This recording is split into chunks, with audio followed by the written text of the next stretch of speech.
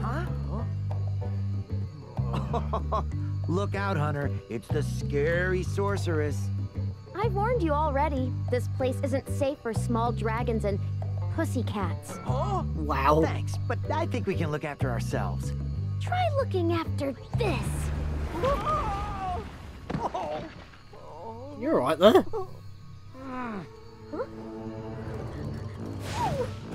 Haha! Come back when you finish witch school, okay? Say, is it just me, or is she kind of cute when she's angry? Spark's face at the end of that. Now, the problem with that is that, obviously this is a separate clip, but we glided in, and because obviously I was just ending the episode for Sunny Villa, and then that cutscene happened. But now we're back here again, like it never happened. That's in the original, that scene would have played before, you know, we actually transitioned into the area. And then we would, you know, just be at, you know, where the cutscene ended. For whatever reason in the Reignited trilogy, they don't do that, because what we're supposed to actually be is, you know, all the way over here, making our way onwards. That happens, yeah, some cutscenes actually play in the hub worlds once you complete a certain amount of levels. And I think it's like 2 levels in, so that's a thing. But yeah, what we have to do is come up this way, back to where Hunter told us how to jump, funnily enough, because we haven't actually done this level yet. Yeah, I wouldn't have actually minded if, you know, we did 3 levels and then that cutscene happened, because at least then it would make a little bit more sense that we're over there than here. But yeah, that's a little bit odd, so we're going to do Cloud Spires instead. Hi guys, welcome back. Scatlink here. We're off for more of Spyro 3 Year of the Dragon. In the last episode, we completed Sunny Villa, did some skateboarding tricks with Hunter in one of the sub-areas. And then that cutscene happened where, well, they assume it's that bunny is the sorceress, but she doesn't seem too intimidating to be the sorceress. We've already know who the sorceress is. It's not hard to think that, you know, it's Queen K. Rool that we saw in the beginning, where she was ordering the bunny around, but obviously Spyro and Hunter don't know that, so from their point of view, it's understandable. So, yeah. In this episode, we're not going to go in that direction that the cutscene took us in. We're going to go to Cloud Spires first, because it is in this area.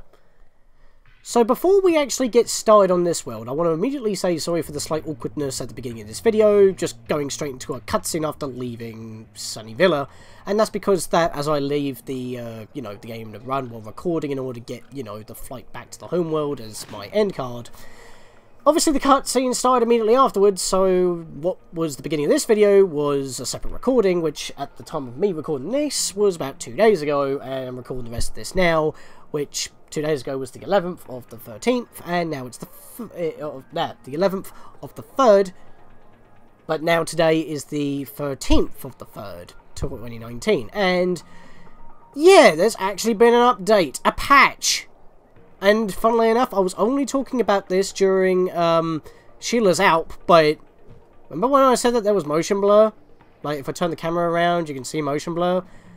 Well, I feel like for this part, well, for this video, for now, until this video goes public, I'm not actually going to record anymore so I can get feedback from you guys, is that, well, not only do we now have subtitles added, but obviously we just had a cutscene before that was added, so you know what subtitles are, they're just words when characters talk. I mean, that happens in the worlds anyway, but yeah, but what I really want to talk about is the motion blur. We can actually turn it off. They've added a toggle for that. So if I turn it off now, and then rotate the camera, well, it's not blended together, but admittedly, it does look a little bit choppy. This should work wonders for YouTube bitrate compression and how it handles like bitrate and all that. So that should be pretty good. So quality should be increased, because you can see everything at literally every frame, and it is a clear 30 frames, even though it doesn't feel like it. It's like a very artificial, if you can even call it that, 30 frames. It doesn't feel like a natural 30 frames. I mean, when you're playing, I mean, yes, when you turn the camera around and all that, well, I'm grabbing some gems right now in this area, I can see things clearly.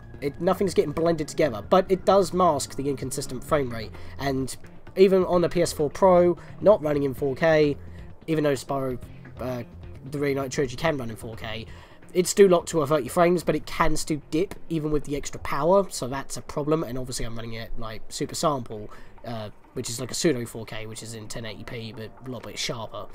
Don't know if that has any effect on the, you know, on the frame rate or anything. So I'm going to play this particular episode with the motion blur off, and then you guys can give me your opinions at the end of this video, and that will decide if I have it on for the rest of the project or not. So please leave in the comments if I should continue without motion blur, if it makes it look better for your viewing pleasure.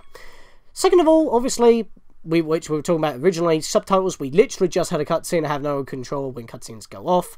But in my personal opinion, I mean, it should have been an option to begin with. You could turn subtitles on and off, because games do actually have that. And it is, well, not an industry standard that subtitles should be included with every game, but it has become expected to have subtitles in cutscenes. The original Spyro trilogy on PS1 did not have subtitles for the major cutscenes.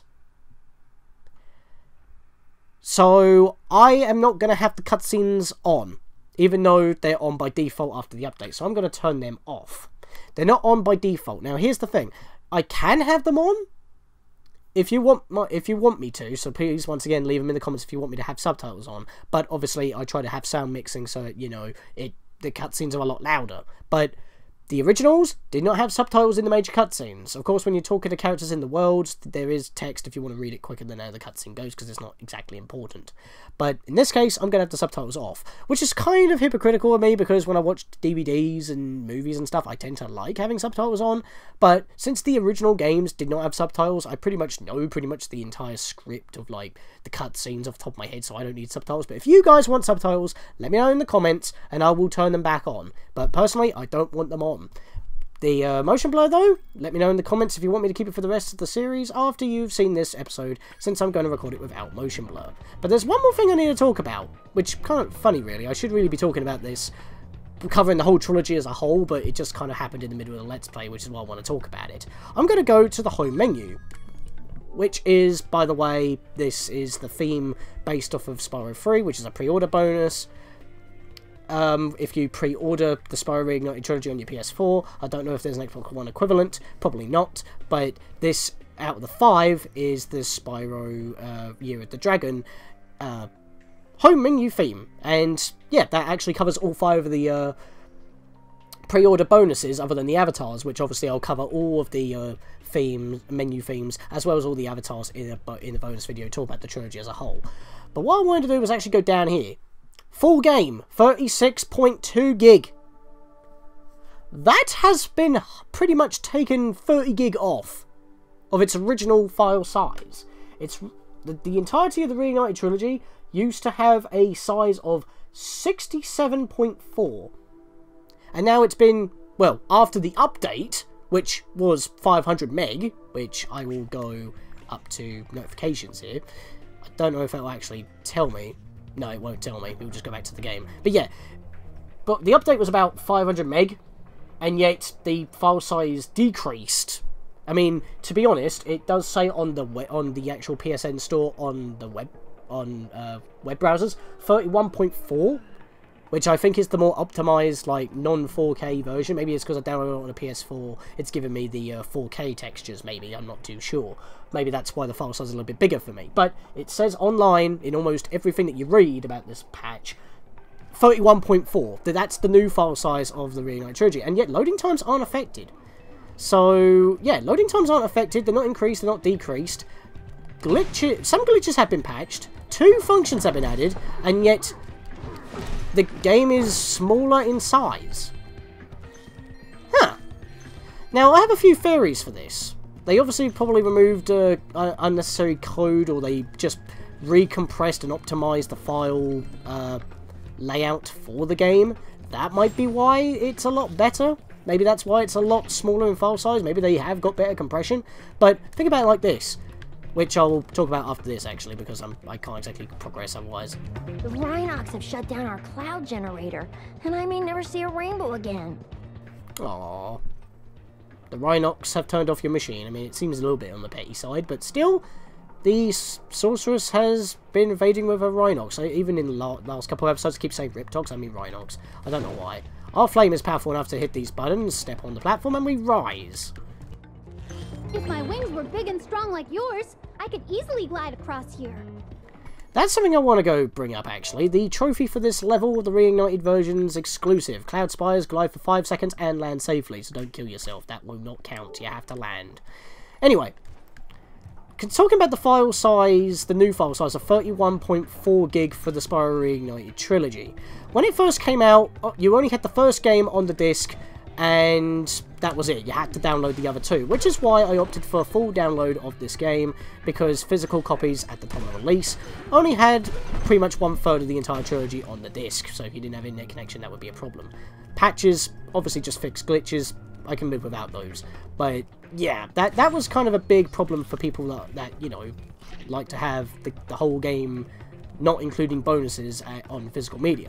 But now it can fit on a Blu-ray disc, because Blu-ray discs hold 50 gig of data. So now that it's smaller than 50 gig, because last time it used to be 67.4, I think it was a little bit higher for me because I'm on a PS4 Pro. The metal armor those enemies are wearing protects them from your dragon flame. If you hold down the charge button, you can defeat them with your charge attack. Yeah, I already covered that in Sunnyvilla. But yeah, because it's now smaller, not only can it actually fit on a Blu-ray, so if they do like reprints or like, just, you know, including all the fixes and whatnot, because apparently there were a bunch of progression bugs as well I wasn't aware of. I guess I got lucky and didn't bump into them, and neither did my mates, so yay! I'm happy for, you know, the people who did actually get affected by those glitches. By the way, almost every enemy around here that's small pretty much has a shield, so you do have to bash them. So, keep an eye on that. But yeah, because it's now like 31.4 gig big, not only can it fit on Blu-ray discs, which is, you know, a nice perk considering that's actually freeing up storage, or even though I've already been playing the game, but that also means it can fit on one of the biggest Switch cartridges, which is 32 gig. So, if the Switch version ever does come to pass, I am really noticing frame drops right now. I mean, you can notice the stutter of the frames when the motion blur is affected, but it's a lot more noticeable without the motion. I mean, there is still a bit of a motion blur, but that's because of how fast I'm moving the camera. That's just natural to the frame rate. That's not actual motion blur filter, but yeah, that's a thing. But yeah, as I was saying about as I keep trying to say about the memory size without getting sidetracked, 31.4 gig is just under the size of 32 gig, which means it should actually fit on a Switch cartridge. So that would actually be pretty cool. So that means a Switch version could be on the horizon. And since all the major bugs have now been fixed, that's very cool. Also, I have been doing a little bit of experimentation with my bro, as I've talked about on my Discord, link in the description below if you guys want to join, be my guest. I would love to talk to you guys.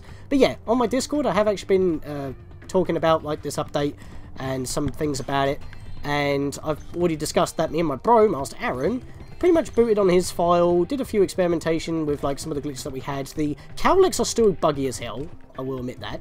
But have you noticed how fast Sparks grabs stuff now that I've been killing fodder? As soon as I kill fodder, before the enemy, the fodder's corpse even lands on the floor, Sparks immediately goes for the fodder, and I had a lot of problems with that. Oh, I did not know I could stand on that. Can I do that again? Just by jumping? Haha! I can break your level. You couldn't do that in the original. That's because of the new models for the lifts. I'm just making sure I haven't missed anything around here.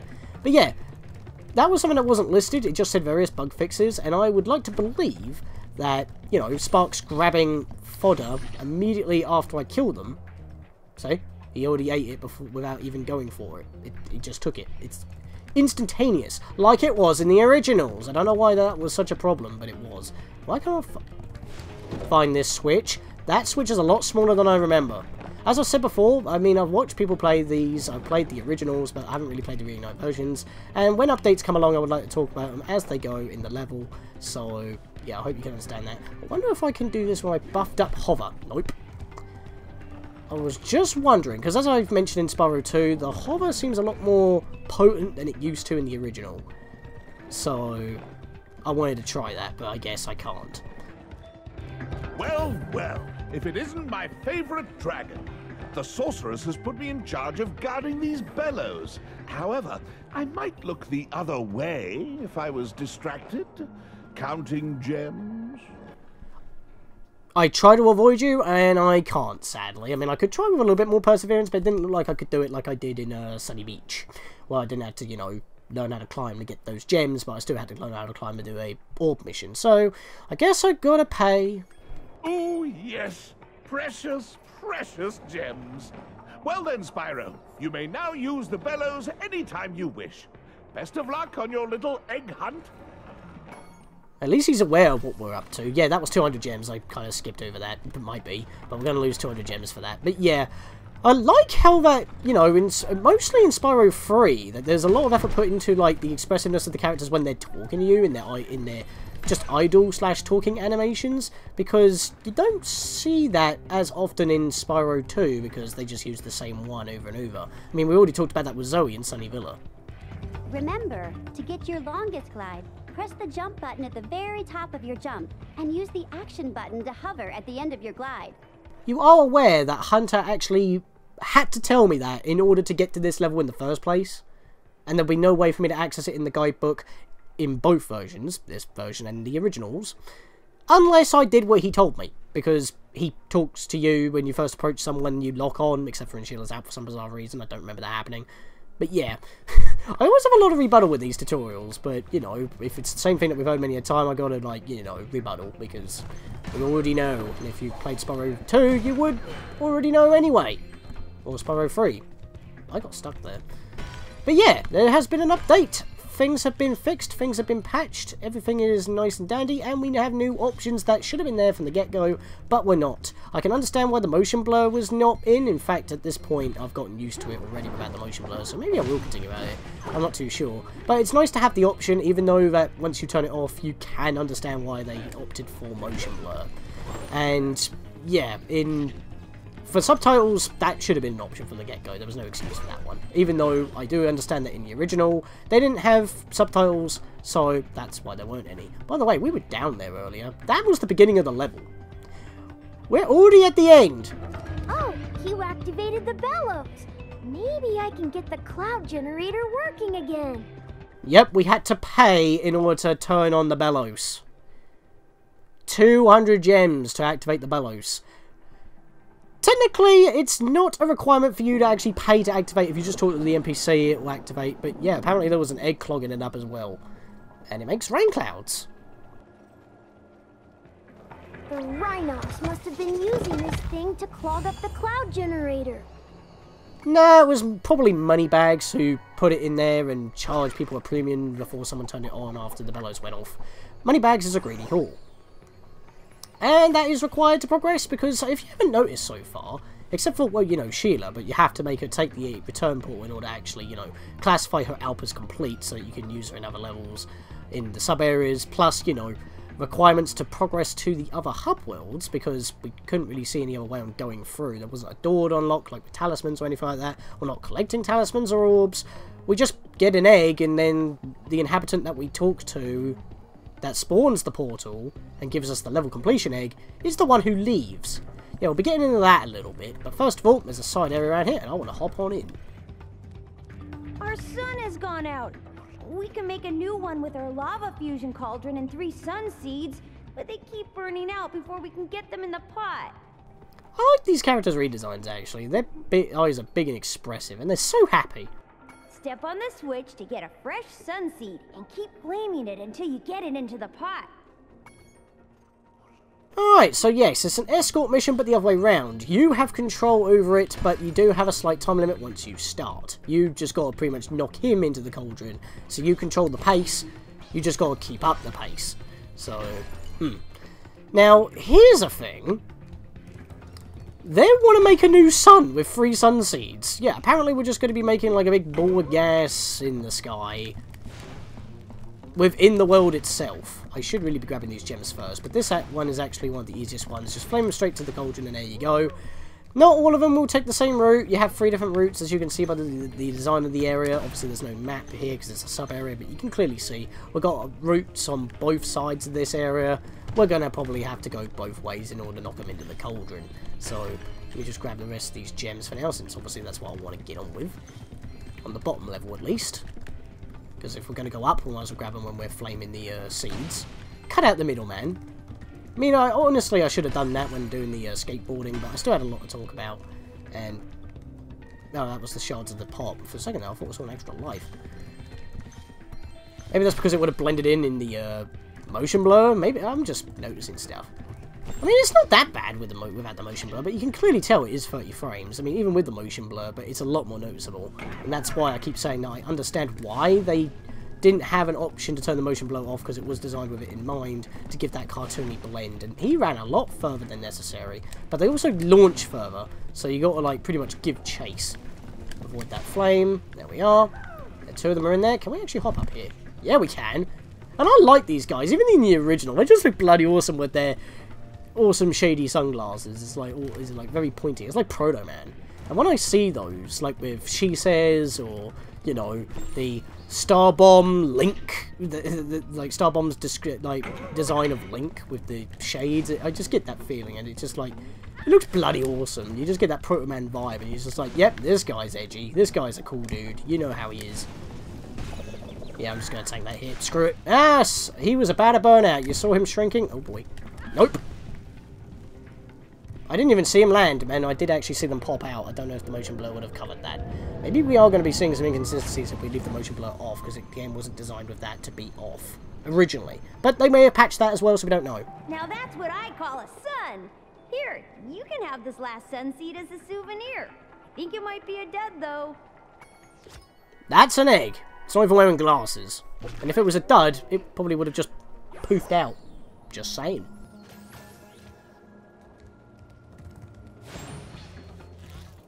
Just need a heal there. Right, I'm actually trying to search for gems. He's not homing on anything. He's pointing to the exit. We've got everything here. Sorry for that slight pause. I was coughing. A bit of a bad cough coming on. Right, so now we want to take this, because we're not done yet if we bring up the, yeah, we're only halfway through, effectively. So yeah, like, the worlds in Spyro 3 are actually quite small in comparison. But there's a lot more to do in the side areas that just expand the level and make it more bigger than it actually is. And they're pretty much set off areas that, you know, pretty much make it easier to, like, have a certain, like, challenge in the level. I mean, like, if you remember in Spyro 2, as I'm running around here just, you know, getting all the gems and chasing an egg thief that have returned from Spyro 1. They did return in Spyro 2 as well in Shady Oasis, but that was literally the only level where you had to chase egg thieves. You gotta chase egg thieves again, and they're just as difficult and annoying as they were before. Some of them even more so, and some of them are actually kind of special, because the whole point in this game is to actually collect eggs, while they were just a secondary collectible in Spyro 1. So, we'll get Brian here. Oh yes, Brian! I can't do a good Stewie voice to save my life, and that was probably a bad impression. Thank you, Zoe, for the zap. But yeah, I'm just going to run about more and grab a few more gems. But yeah, in Spyro 2, if you remember, like, in levels like Horikos, which apparently actually was one of the levels with a bit of a progression glitch, which I didn't know about, so again, I got lucky. Yeah, that had a completely separate section where you'd have to, like, go swipe off to. I mean, obviously this makes it a lot easier since it's in a separate loading area, but it's still instantaneous. But okay, that was a bit odd. I mean, he still got it, but that was a very odd way on catching the butterfly. It didn't even make the noise. Okay, I talk about bug fixes and then a new one happens. God's sake! I can't sing this game's praises, even if I want to, because it will just punch me in the gut. We usually wake up our rain cloud at the crack of dawn, but these mischievous spirits are stopping our bells from ringing. What, do they have some sort of possession that locks them in place? Who knows? We'll superheat them and make them literally wish they weren't in a burning sonar. I say, and I immediately miss. The reason being is because you don't want to hit the bells, you actually do need to hit the spirits. I'm not having good luck on hitting these guys, am I? But yeah, we have a Superfly power-up here, that's literally it. It's enough for 2 laps, funnily enough. Wow, really? I keep missing these guys. I do remember these guys being a lot bigger in the original, so that might be why I'm missing, but also, as I've talked about before in the speedways of Spyro 1 and 2, you don't have a lot of range or reach, shall I say, with the Super Flight power-up. Mainly because, you know, momentum-based physics. You're flying into your flame when you spout it, so that's the reason why it doesn't travel as far as it used to, because in the original it was just locked because it was momentum-based and the physics were a lot more basic, but they still were serviceable for the time. Do you want this doodad? It fell out of the belfry. Another egg. I wonder if this guy was going to get possessed. Luckily we saved you from a bad fate. So yeah, Happy Cloud is having a good time. I hope Daz Black's enjoying his cup of tea. I've got tea! But yeah, what I want to do to get the trophy is actually quite simple. If you were flying around here and you were pretty much at the top of the area, I can't actually go any further higher. You would easily get the trophy. So if you were like going for like, hello, this bell up here and you were pretty much at the top of the level here, because as I said, I can't exactly go any higher. Once this runs out, we'll be in a glide. And if we do it for at least 5 seconds or more, we'll get our trophy. So we will do this. And there's no way you can void out here. Did I get it? There we go, got it. So yeah, there's no way you can void out here as well, so it's a lot safer than doing it in the main level. And for the most part, when you're in sub-areas like this, except for very occasional ones, where, you know, death is a lot more prominent and involves combat, you won't actually lose lives. So if you are going to be failing in the sub-areas, you don't really have much to worry about. So we're missing literally one more egg. Glide to the island. Now what we've got to do is pretty much look around for a certain island that we need to glide over to. And I forget exactly where it is. Let's go over this way. I think I might have to go back on myself a tad. Yeah. Right. So, oh, good thing I came back. I missed that gem. Oh boy. See, this is the thing that annoyed me. I wonder if that's fixed, actually. I wonder if, yeah, because that's something I can actually talk about while I'm just running around, plus an extra life. Very thankful for that. Is that, you know, well, it hasn't actually happened much in this so far, but then again, we're only in part 4. It can still happen easily. I missed this gem as well. Wow, I'm terrible. It's because I'm talking about the update and whatnot, and glitches and stuff. There's not really much to talk about in this level anyway, plus we need to get up to that point, so... Anyway, keep going off on tangents. That's kind of the problem. This is now activated. This weren't activated before until we actually activate the bellows, so we had to come back this way anyway. Yeah, that's a full bottomless pit, if you want to call it bottomless. We're high in the clouds. I wonder how high we actually are. Let me get back on the bloody subject, god damn it. With Spyro 1 and Spyro 2, I have had instances where I'm standing right next to a gem and Sparks just outright ignores it. Even if I click in the left analog stick for him to do his gem finder skill, or just, you know, in the originals, holding all of the shoulder buttons, he would actually be flying into the gem, but he won't pick it up like he should, because he's supposed to be your treasure magnet. Like, if I just approach this one slowly, he picks it up, so you don't have to pick it up yourself. So it keeps the kinetic flow, and the weird hitbox of Spyro just makes it a lot easier, especially back in the day when movement wasn't as tight. So it was a lot more appreciated at that point. Here's the egg, if you remember, we were literally just there, couldn't see the egg from the angle, and we got everything in this level. But yeah, so far we haven't had a problem with him grabbing gems, but I wonder if that's fixed or not.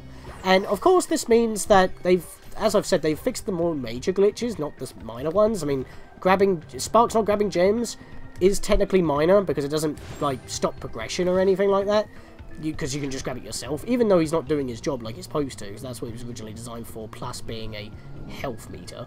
But, you know, that's the thing.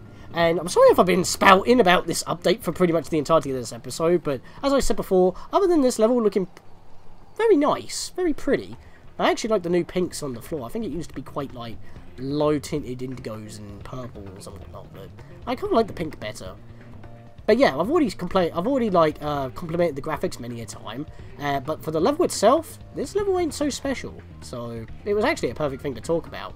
So in the next episode, guys, oh, and by the way, if I do bump into cutscenes after I return home, they will just be clipped into the next episode, just like how I did it with this one, because, you know, that's how I structure the videos. But with that, guys, I'll see you guys in the next episode where we continue through Sunrise Spring. See you guys then. Actually, no, as you can see right here, I am clicking the left analog stick because I forgot a couple of gems that were actually in the Happy Cloud area. But for whatever reason, Sparks was homing in on the sub area for the Sun Seeds, which was behind the exit portal, but the Happy Cloud area is above, the sub area above. So yeah, for whatever reason, even though it was a fault of my own that I forgot gems, Sparks was actually not homing in on the gems correctly until we went into the sub area itself. Another glitch in a video where I'm talking about bug fixes. I don't plan this, it just happened. But now I'll see you guys in the next episode for more Spyro, You the Dragon.